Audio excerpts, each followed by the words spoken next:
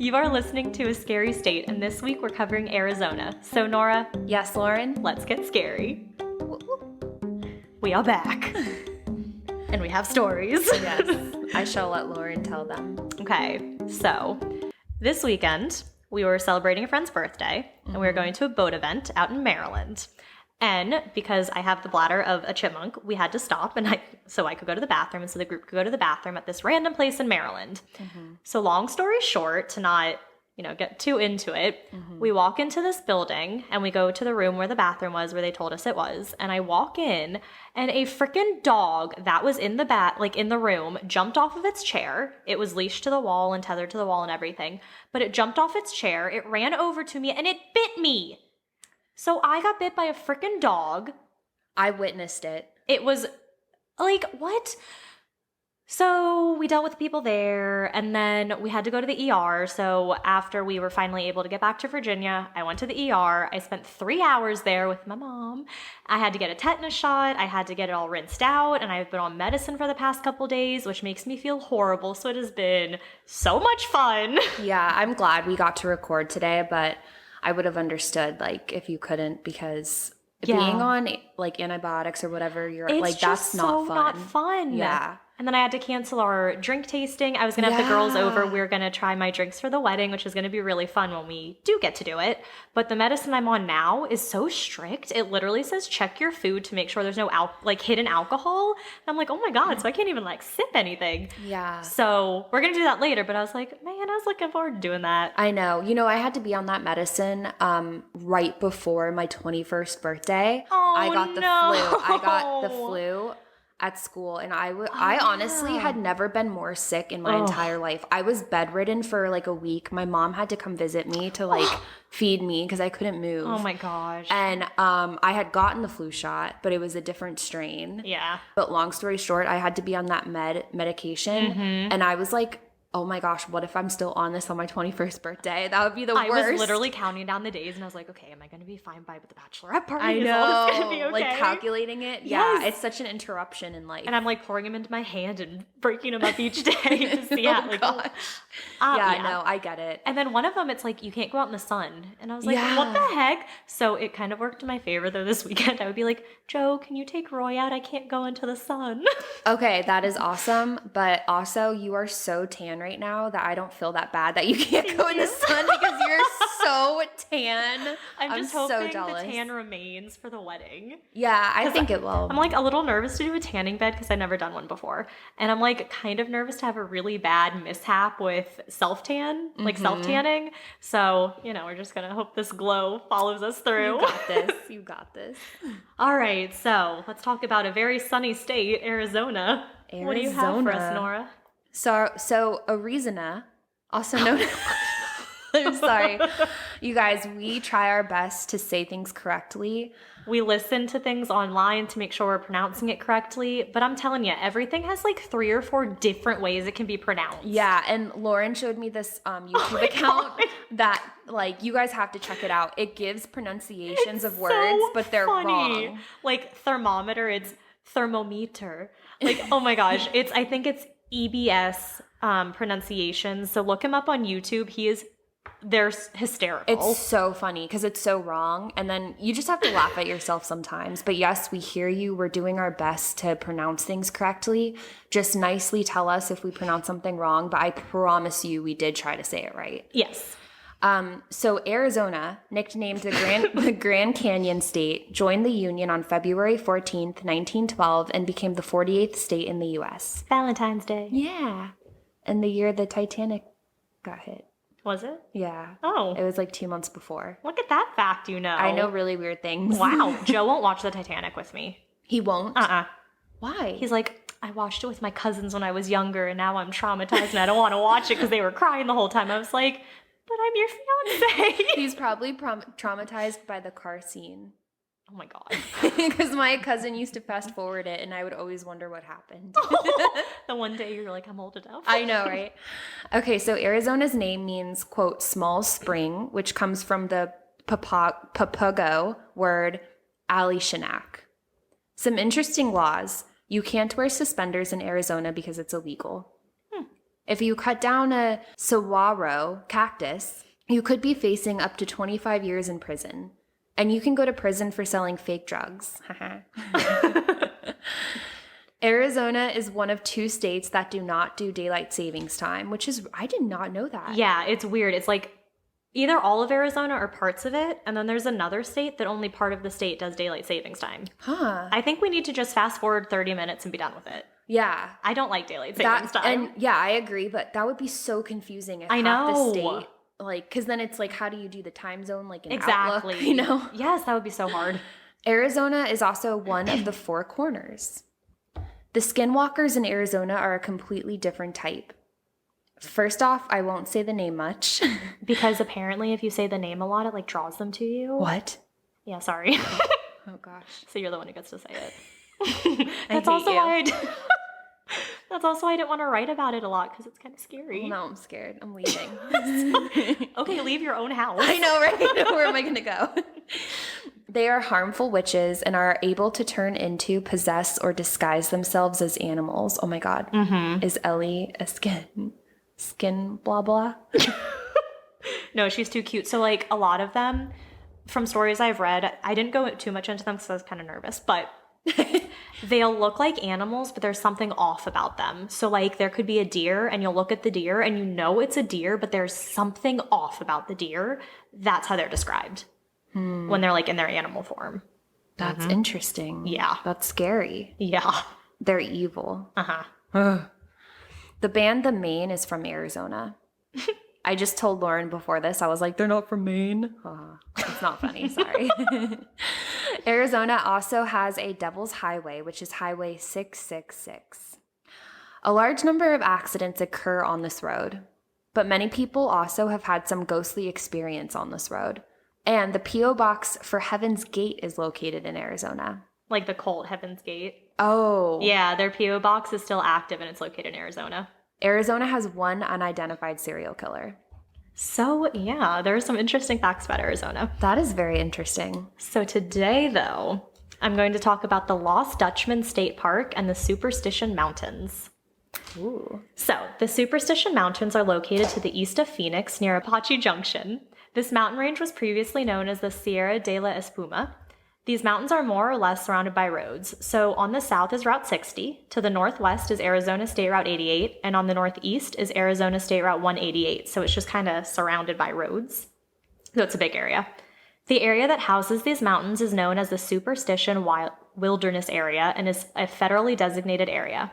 In this area is also Weaver's Needle, known on early as the Finger of God, which are the remnants of an eroded volcano.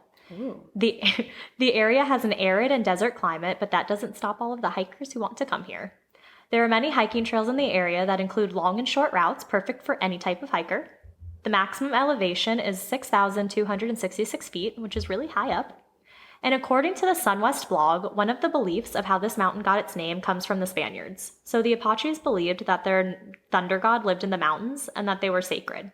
While the Spanish conquistadors arrived in the late 16th century and were searching for gold in the famous 7 cities of gold, their exploration completely disregarded the Apaches' belief of the sacred and holy land. They said that their thunder god would take revenge on those who were trespassing on their holy land. Well, soon enough, the Spanish explorers began to go missing and began to disappear. The Spanish explorers were being warned to stay together, but more and more men continued to disappear, only to be found dead later. Finally, the conquistadors had had enough, and they fled the mountain, but not before they dubbed it Monte Superstition. Ooh. So, as you can believe, there are many legends that surround this mountain, and they're the main source of the legend for the Lost Dutchman's gold mine. So it is said that in the 1800s, the land was in the middle of the Apaches' land. They didn't want to go near the land as they believed it was inhabited by dangerous spirits. This kept them away from the land. They didn't want to live or even hunt. They called this land the Devil's Playground. As we know, many people moved west in search of gold during the time of the gold rush, which occurred between the 1840s and 1850s. Well, because gold was being searched for, the Apaches were killed and their land was taken from them, which ended up being a very bloody battle, because of course their land was taken from them. So according to the legend, a man named Jacob Baltz, who was a German immigrant born in 1810, discovered a motherlode of gold in these mountains. A motherlode of about $200 million. Wow. It all started when, late to the game, Waltz found a little unmined area, which was very rare because, like I said, he was kind of late. People had been going all over the mountains trying to find the gold. So he found copper and a lot of it. He would return home every day, essentially, with bags and bags of copper, soon making him a very wealthy and very noticed man. He ended up selling $250,000 worth of gold to the U.S. Mint. Today, that would be equivalent to $5,500,000. Wow. Just from frickin' copper and gold in the mountains. He kept the location a secret for the rest of his life and only revealed that location while on his deathbed.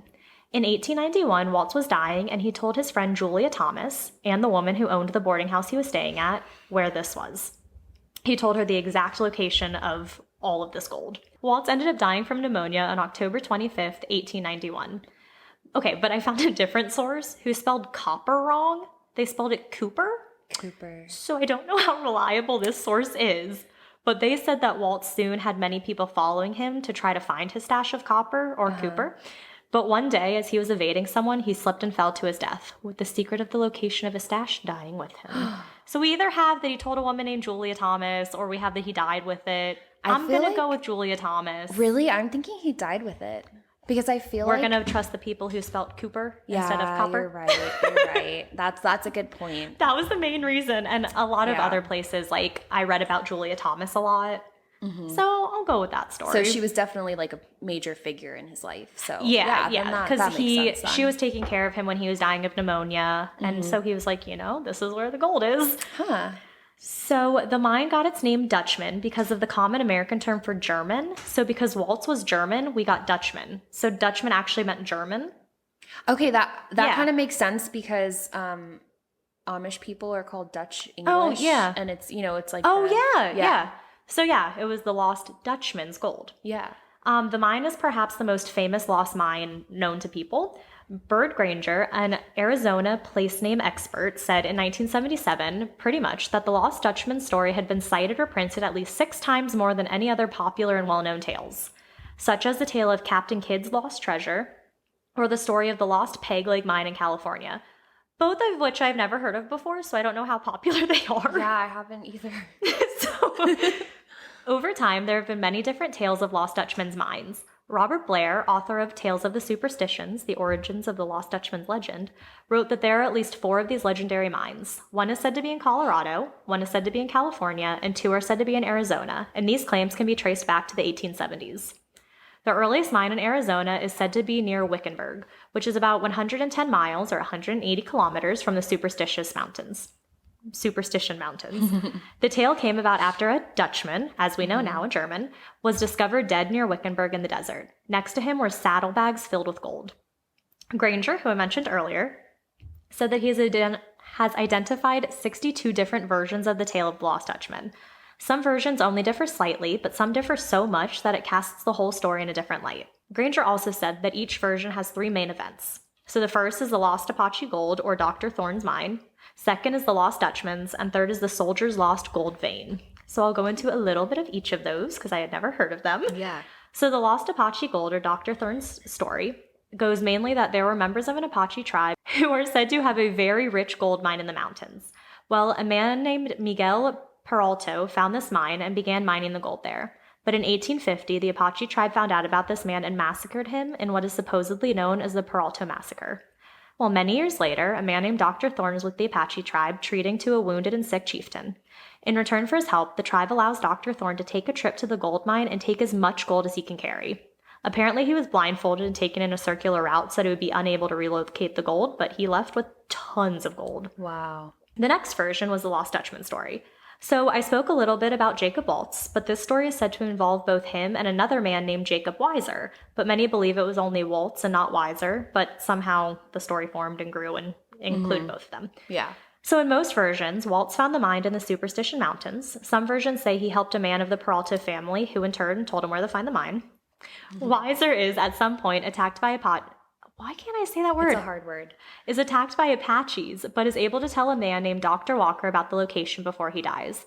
And like I said earlier, Watts told Julia Thomas while he was on his deathbed.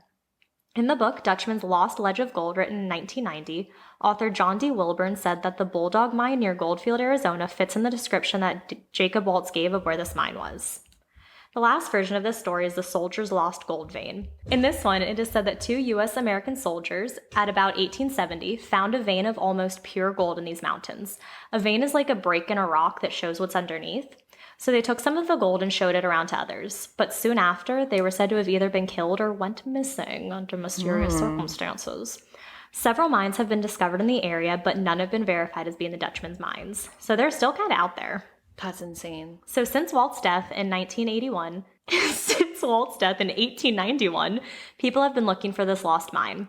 It's estimated that annually about 9,000 people make an effort to find it. Wow. Even Robert K. Corbin, the former Arizona Attorney General, searched for the mine and its treasures. So I'm going to go over the many people who have gone missing looking for this place. In 1896, 3 bodies were found near the supposed location of the mine. In 1910, a woman went to search for it and she went missing. Her body was found a few weeks later. She had a small bag with gold nuggets in her pocket. Another famous case of a person who went searching for this mine was Adolf Ruth. He went missing while searching for the mine in 1931. So before his trip, he stayed with a man named Tex Barkley, who tried to convince Ruth to call off his trip. He said that the mountains had a very tough terrain even for experienced outdoorsmen, let alone for Ruth, who was 66 and wasn't used to the heat of an Arizona summer. Ruth didn't return from his trip for 2 weeks when he said he would. No trace was found of him for 6 months. Downstream along the Salt River, a man found a message in a bottle floating in the water. The letter said, quote, "I'm sitting under a tree in a creek with leg broke. I've got to have help quick. Finder of this note, please give it to Howard Peterson. P.S. Have found the lost Dutchman." And it was signed Adolf Ruth. Oh my gosh, we should do that, except we'll be like, need money, Venmo this account and put it in the river. His skull was later found 6 months after he went missing with 2 bullet holes in it, bullets that looked like they had been fired from point-blank range. Oh, geez. Then, in January of the following year, human remains were found, which were undoubtedly believed to be Ruth's. All of his possessions were with him, all except for the map that he had that had directions to the mine. Oh. Obviously, this became a huge news story, which sparked a renewed interest in the mine. Ruth's disappearance and death aren't the only ones that have occurred in these mountains. In the mid-1940s, a prospector named James A. Carvey set out to find the mine. His headless remains were found after he disappeared. Oh my gosh. Barry Storm, who went by the pen name of John Griffith Clemenson, wrote a book in 1945 titled Thunder God's Gold, where he documented that he just narrowly escaped a mysterious sniper who he later named Mr. X. Storm believed that Ruth may have been a victim of this sniper about a decade before. Another man named Jesse Capen, who was 35 and from Denver, Colorado, also went missing while searching for this mine. In late November, early December of 2009, he set off to the Tonto National Forest, which is near this whole area. He was known for being obsessed with finding the mine and even had made trips to this area before. His car and campsite were found abandoned shortly after he began his trip. No one knew what had happened to Capen until November 2012, when his body was found by a local search and rescue organization. His body had been wedged into a crevice. His case was covered on the show Disappeared in the episode titled The Dutchman's Curse. Okay, I think someone was like guarding it. Maybe. Because I mean, it was vicious. It wasn't like accidents. It was like savage. Yes, especially the point blank range bullets. Yeah. Like, you don't just do that. Exactly. So there are a couple more. Ooh. On July 11th, 2010, 3 men, Curtis Merworth, who was 49, Arden Charles, who was 66, and Malcolm Meeks, who was 41, went missing while searching for the mine. Just a year before, Merworth had gotten lost in the same area and had to be rescued. So why he went back, not really sure. After an 8-day search for the 3 hikers, the search was called off. Then the next year, in January of 2011, 3 sets of remains, believed to be the men's, were discovered. And incredibly recently, a man named Cayman K. Welch went missing in the Tonto National Forest on August 12, 2020.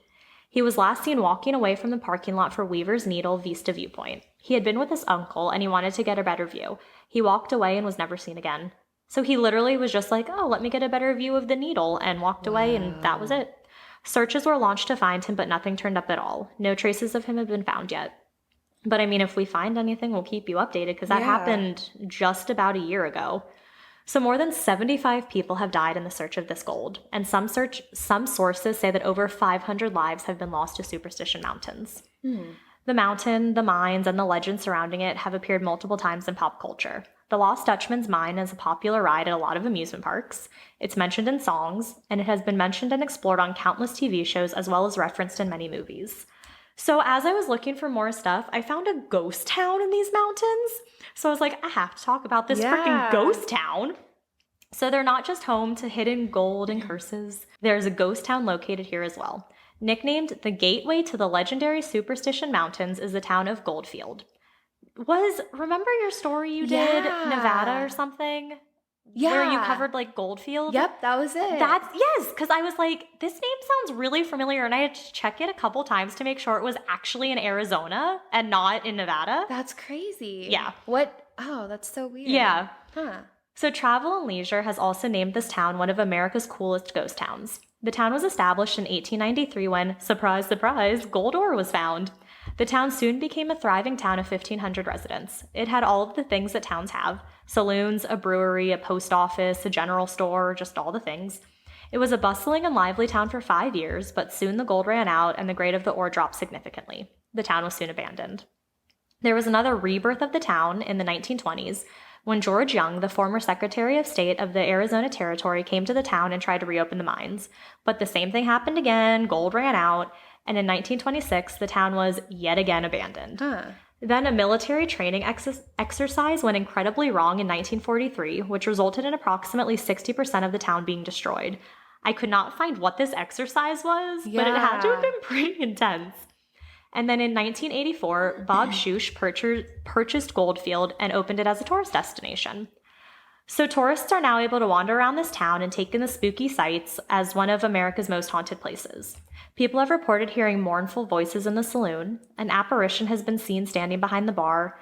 And in the saloon, a man who posted on a TripAdvisor blog said that he heard wails while in the saloon and he heard his name being called. He saw an apparition of a ghost float behind the bar. He also said that a local had told him that this spirit will spike non-alcoholic drinks with a concoction that allows the drinker to see her presence. What the heck? So if you see this ghost, it means she spiked your drink, which is kind of weird. That's really weird. And so all these people are like, I don't believe it's haunted. And this man was like, I had the experiences. Oh my gosh. So the bordello there also has had some ghostly experiences. People have reported seeing a mysterious figure who wears a cowboy hat. He makes unexplainable noises and just terrifies those who have encountered him. Others believe that the spirit may have been a miner in the town at one point. Knocks and bangs are heard around the building, and others who have visited have been scratched. The staff at the bordello also feel the presence of a coworker who passed away within the last few years. She was a nice Karen. It's believed that she wanted to return to the place she worked and spent so much time at. At the edge of town, there is a headstone dedicated to an unknown prospector. His bones were found in the grounds. It's believed that the man who the bones belonged to died in 1896 when he fell 150 feet down a mine shaft. This headstone and monument were built in honor of him, which is kind of sweet. Yeah. The Apaches also believe that the hole that leads to hell is located in these mountains. This hole is responsible for the winds that have caused severe dust storms in the metropolitan area.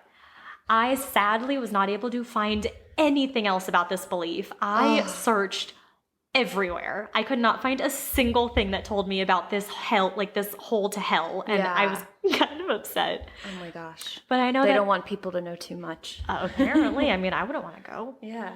Because I know that I, for one, will never go searching for this treasure, and I will not willingly go to the Superstition Mountains, no matter how beautiful they may be. Yeah. So those are the Superstition Mountains. Wow. And the Dutchman's Curse. That's very cool. I know, it was kind of it wasn't too spooky, but I felt like a lot of the things that happened there made it kind of spooky. Yeah. I feel like what is it, entry to hell? Yeah, the hole to hell. That alone is like pretty really creepy. Scary. All right, so Nora, what are you talking about today? Okay, so today Okay. So today I am talking about the baseline killer. Okay. So, starting off, we're going to talk about a man named Mark Goudou. That's how you say his name. I looked it up. Nora, I looked it up, I promise. It's spelled Goudeau. Okay. I'm gonna believe you. I have no reason to doubt. Thank you. Mark Goudou was born September 6th, 1964 to Willie in Alberta. Oh my gosh, that was 2 days ago. Oh my gosh. September 6th. It was. To Willie in Alberta and grew up in a neighborhood in Phoenix, Arizona. His mother was a maid and his father was a lot attendant for various car dealers in the Phoenix area. According to court records, Mark's parents divorced, and one of Mark's older brothers said that their mother died in 1976 when Mark was only 12. Oh.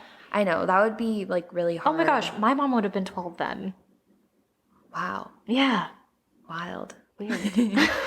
Oh yeah, okay, and then Mark was one of 13 children. Oh my god. So 7 boys and 6 girls, they were left to watch over each other. And Mark was the second youngest, so I'm sure that was like super hard for him too. Yeah. But then you have all these older people who can take care of you, but still at the same time, like, that's horrible. Yeah, because they had to live the longest without their moms. It's hard, but then it is nice that they didn't have like that weight of feeling like they had to watch younger kids. That's true. Yeah. So Mark and his younger brother Marvin excelled at sports. Wait, were all of their names starting with M? No. There were others that did not. Yeah. So they both played football for Corona del Sol High School in Tempe. I looked it up. Sorry, I'm done.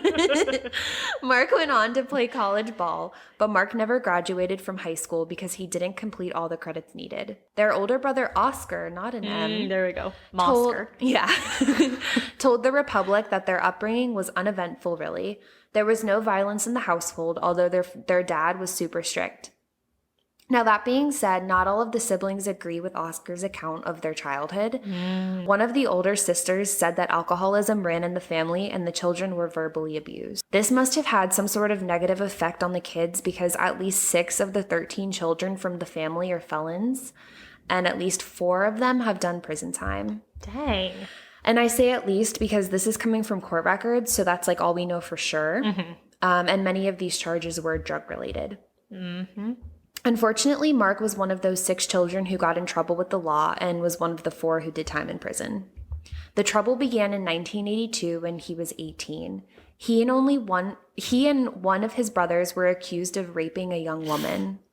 The pair were never charged because the victim did not want to go forward with the prosecution. Oh, that happens way too often. I know. It's so sad. This was largely due to the fact that there was no physical evidence, so it was basically her word against 2 men. I hate that. I know. Like, I get there have been people who have, like, tried to fake it, and that's not cool, and if you accuse someone, you should go to jail if it's not true.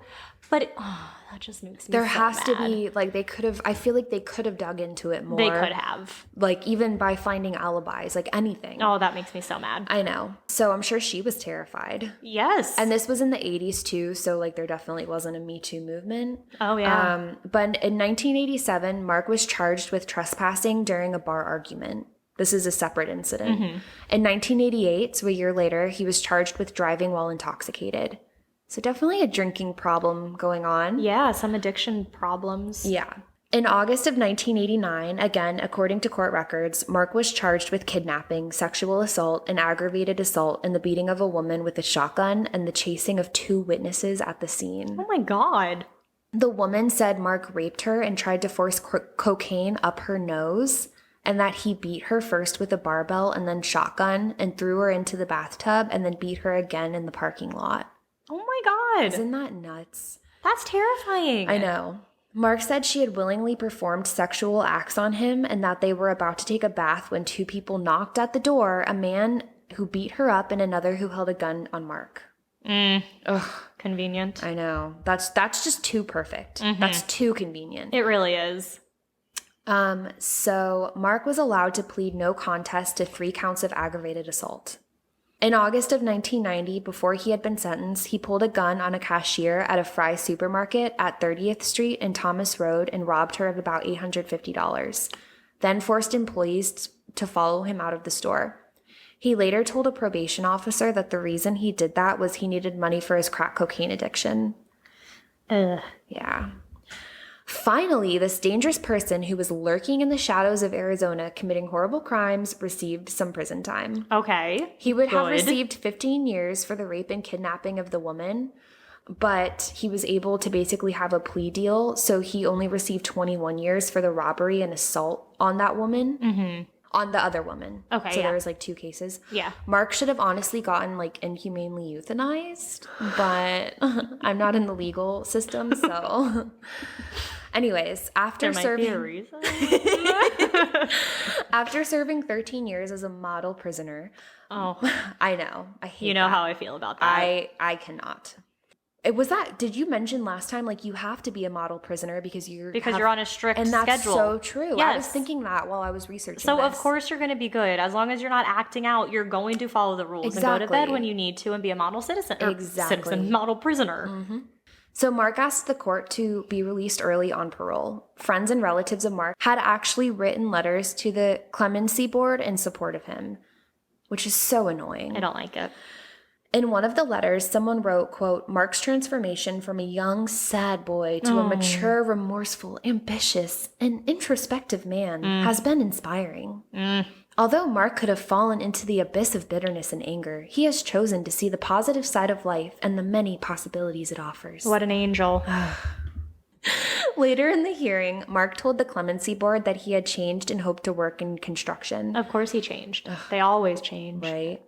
I don't know how much of a weight that all of these statements held, or if the prison was super overpopulated, or what. There must have been like some sort of pressure. Yeah. But he was released on parole in 2004. So that was 8 years early. I roll. Yeah. So Lauren, do you think that the story ends here and Mark became a changed man and lived a wholesome life and contributed great things to society once he was released 8 years early? Something's going to tell me no. We'll see. We'll see. After Mark got out, he moved into the house that his wife, Wendy Carr, bought in 1995. Okay. Yep, he had a wife waiting for him while he was in prison.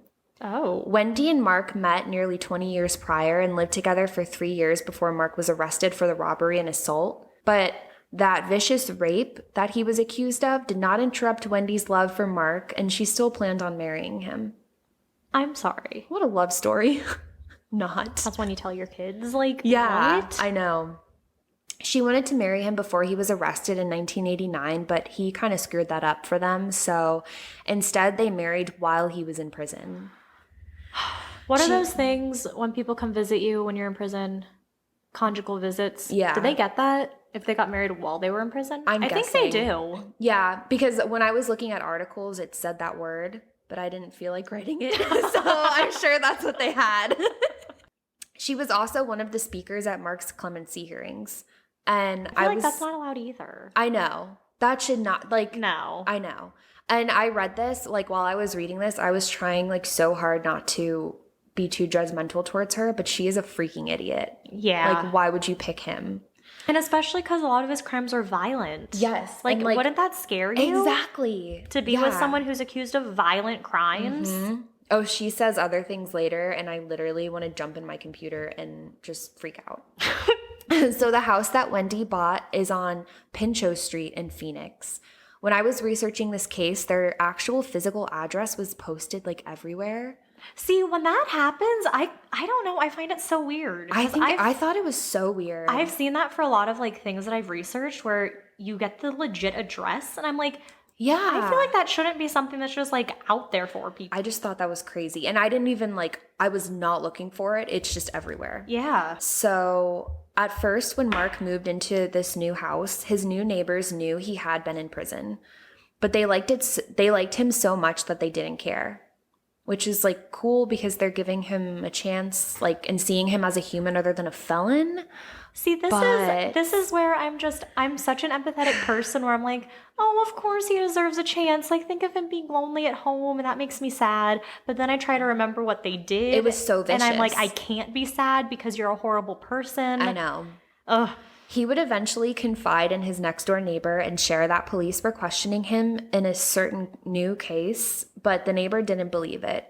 The neighbor, her name is Sue Ellen Bennett, she said, he's a sweet guy. He was always home or with Wendy. He was a very hard worker. Yeah, that's what he's showing you. Right.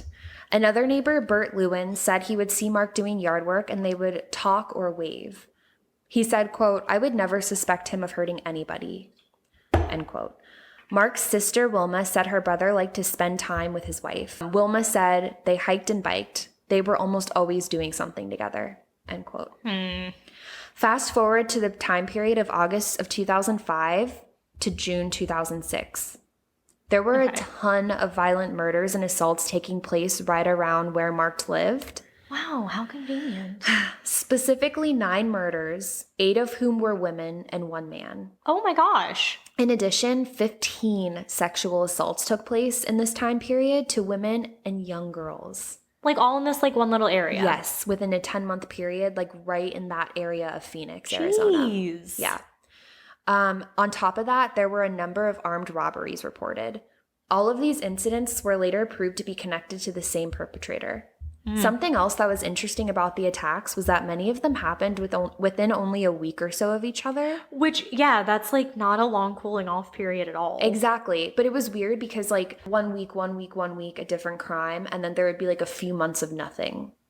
What the heck? Yeah.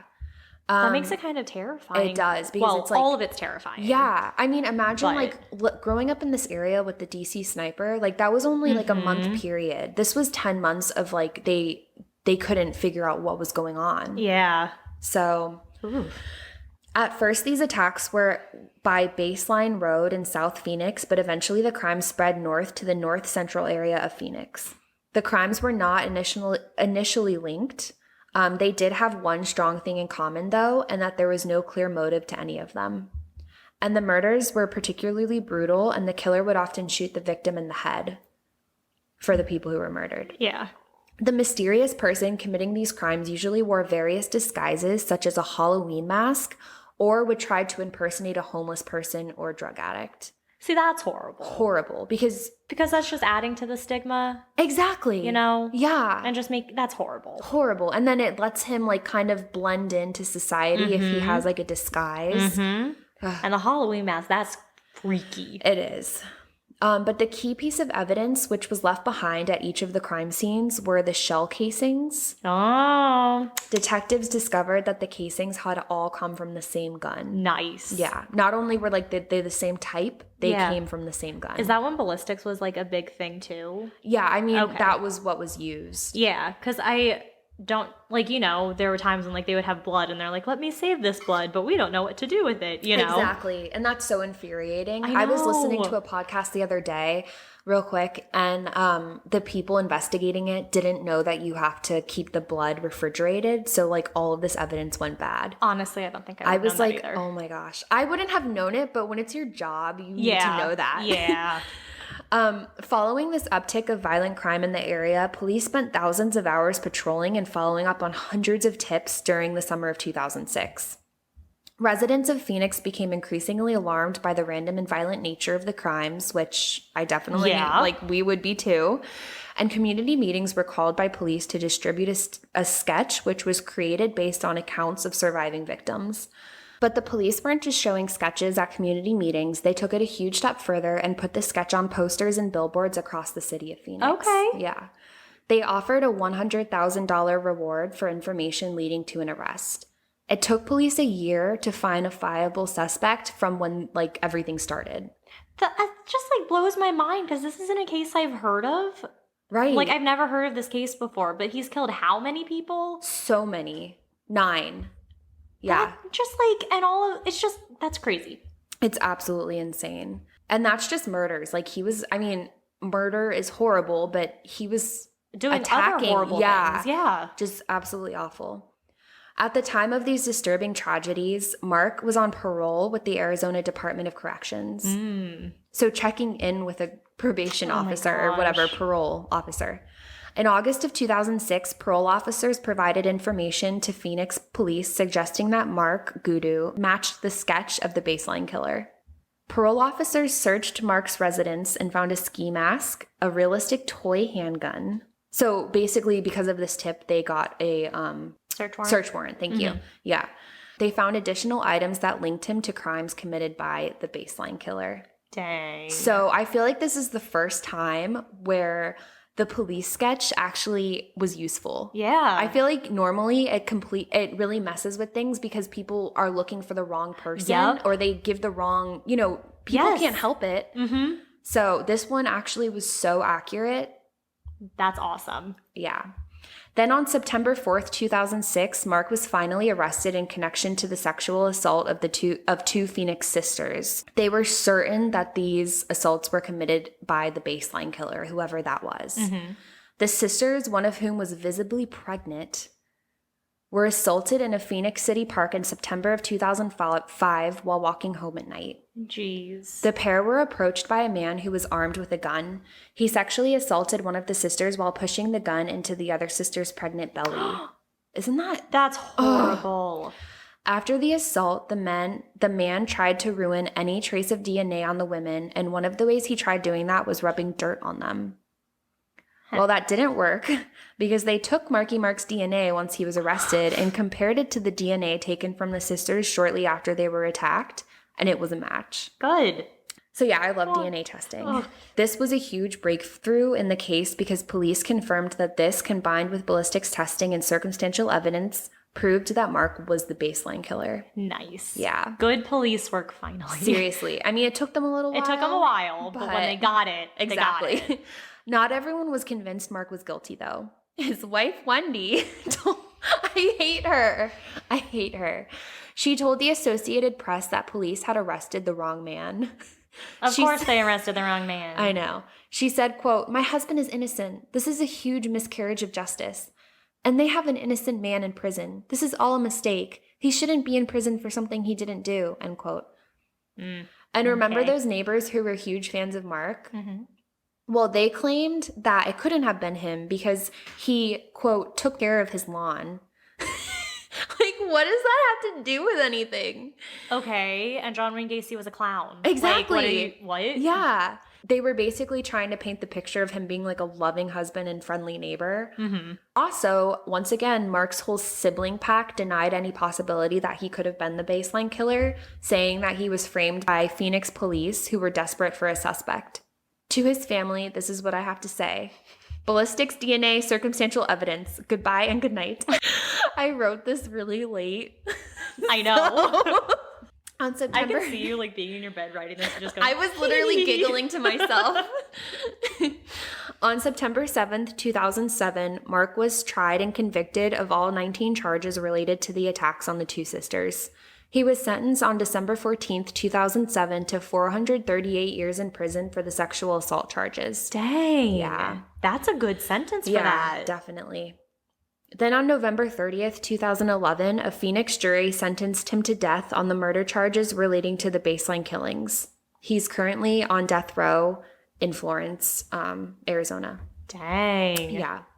At the end, though, the justice system did like really badly screw up a few times in this. Of course. Well, a lot of the earlier stuff. Yeah, so there's that. So releasing him early, despite him like being in prison for super violent crimes. Yeah. Like I personally believe if you're in for violent crimes, you shouldn't be allowed to get out early. It shouldn't matter your like good behavior. You were in there for a violent crime. Like you clearly have different personalities that you use.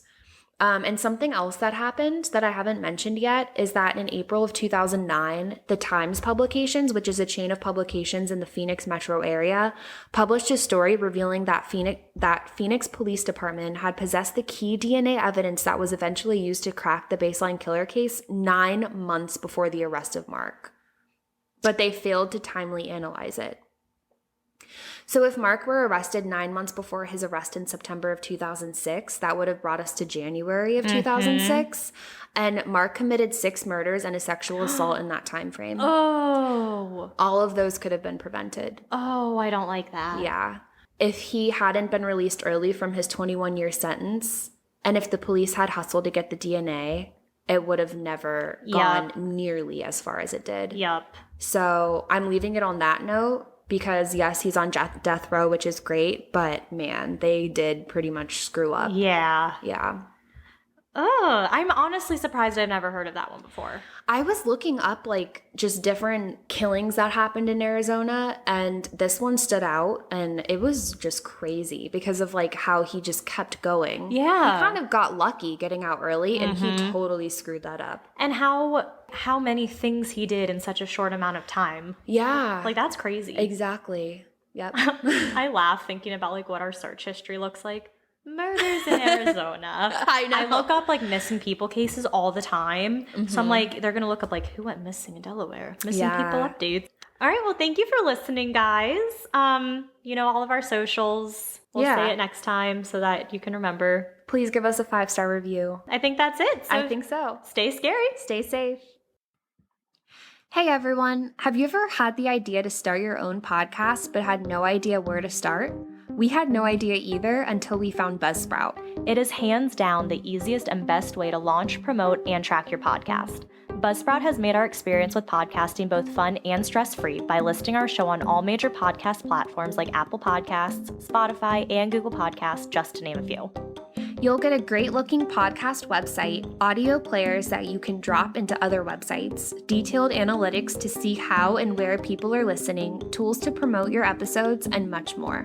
Following the link in the show notes lets Buzzsprout know we sent you, gets you a $20 Amazon gift card if you sign up for a paid plan, and helps support our show. Join over 100,000 podcasters already using Buzzsprout. And remember to stay scary, stay safe.